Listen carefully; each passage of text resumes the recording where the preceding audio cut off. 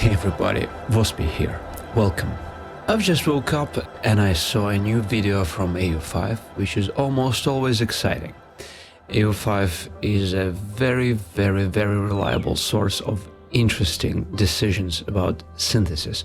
So if you've never heard of him, which is unlikely if you're watching this video, please look him up. So today he posted a video about creating cymbals, rides, and all of things like that in Serum without using white noise.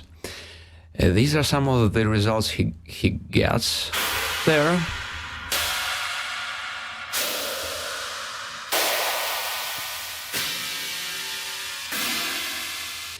And as some of the more advanced of you could see, this is not a white noise source. It is sourced, in fact, from sine waves FM'd against each other. I thought I would try and create something a little bit different, more to my liking, because one thing that I don't like about, for example, this particular one, or this one, is that persistent and guttural quality that you get when you have very sharp frequencies on the higher end of the spectrum. And by sharp, I meant not loud, but selective. So what I've tried to do is I made some tweaks to the method and tested it out. So this is my result currently, one of them, and let me walk you through some of the changes that I've made. So first of all, I've jumped in here and saw if the oscillator settings would make any sense, because we're dealing with a lot of FM, meaning that high frequencies are a consideration, as the lowest are as well, because we are FMing quite a bit and very high frequencies in my case.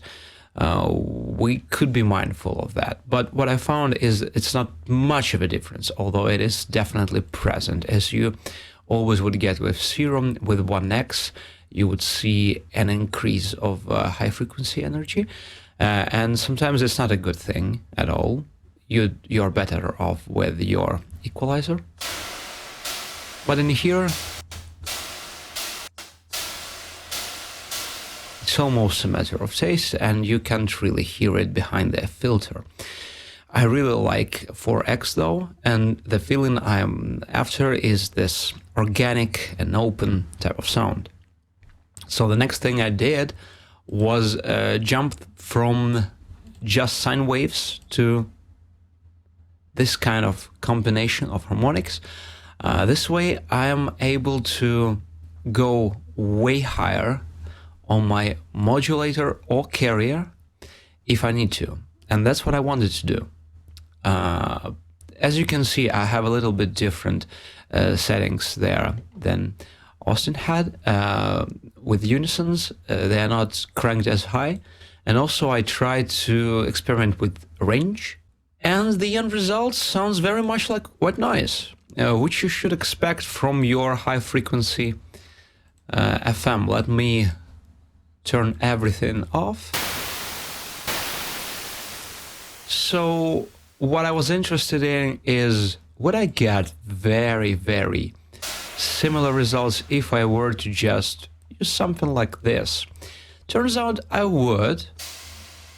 So of course it is clear, and if you're interested, you can make a screenshot of these CUM settings, because this is the thing that makes the most difference.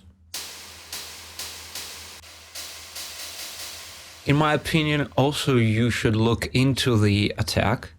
This is another thing I really noticed right away about the sounds in the tutorial.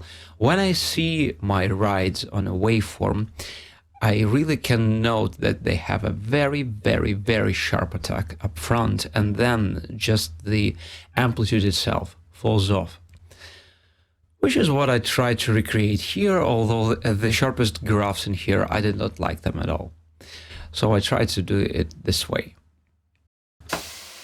Also, my filter does not close real fast, which I think is an interesting effect, more open. But why would you bother with all of this if you can just use noise.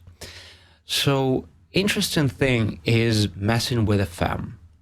A lot of things that I did are very similar to the original tutorial, which once again, I recommend you see. If we try and mess with this knob, we would get drastically different results, meaning these are very high right now, but we can go more and more guttural and end up in a trianglish, rightish territory.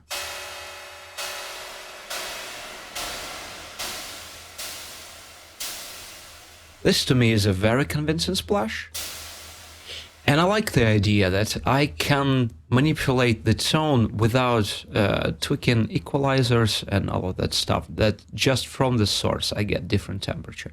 Once again, you can do it with noise and just its pitch, definitely, although I want to try something. I want to move from this place to this,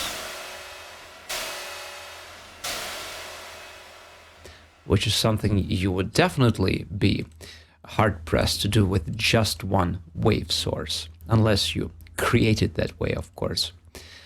So I'm going to just use an envelope there.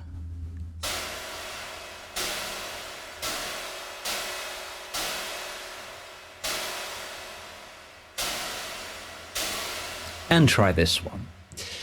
So I use velocity to modulate my attack in here.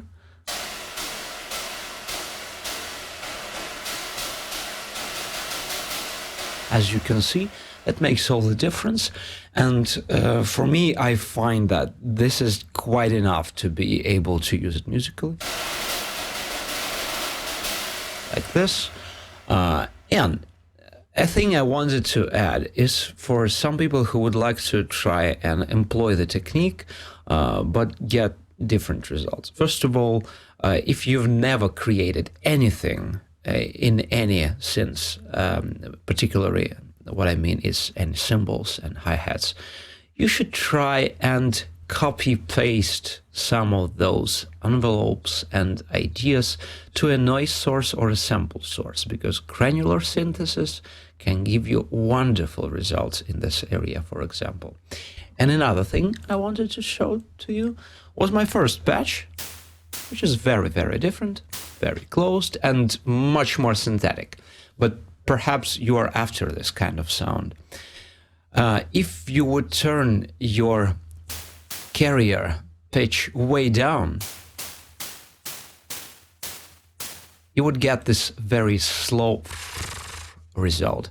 This is because your frequencies are so low now that their movement, you can hear it as a change of amplitude instead of just your frequency content. So if you like this quality, this messy flopping kind of sound, you should look into that. And if you would like to try and set your sound into some kind of a real place without using reverbs and everything else, you should look into tweaking your attack, first of all.